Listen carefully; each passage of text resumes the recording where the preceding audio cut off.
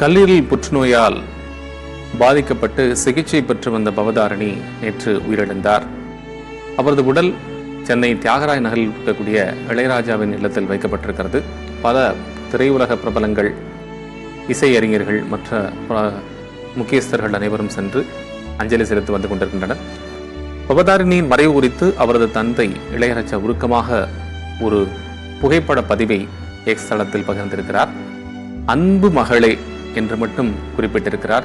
அதில் அத்தனை அர்த்தமும் பொருந்தி இருக்கிறது. தன்னுடைய இசை பயணத்தின் ஒரு பகுதியாக அவர் அந்த சிறிய குழந்தைக்கு எடுத்துச் செல்லக்கூடிய அந்த புகைப்படம் அதில் இருக்கிறது. அன்பு மகளே என்று குறிப்பிட்டு பவதாரணி தன்னுடன் சிறு வயதில் எடுத்துக்கொண்ட புகைப்படத்தை எக்ஸ் தளத்தில் பதிவிட்டு உருக்கமாக குறிப்பிட்டிருக்கிறார் இளையராஜா.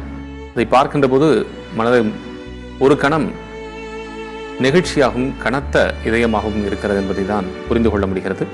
சென்னை தியாகராய நகரில் இளையராஜாவுடைய இல்லத்தில் பவதாரணி உடல் அஞ்சலிக்காக வைக்கப்பட்டிருக்கிறது. இன்று இரவு அவரது சொந்த ஊரான தேனி மாவட்டத்திற்கு எடுத்துச் செல்லப்பட இருக்கிறது. பண்ணைப்புறத்தில் அவரது உடல் வைக்கப்பட இருக்கிறது என்ற தகவலும் கிடைத்திருக்கிறது. இதற்காக இளையராஜா தேனி புறப்பட்டு சென்றிருக்கிறார் என்ற தகவலும் கிடைத்திருக்கிறது. தற்போது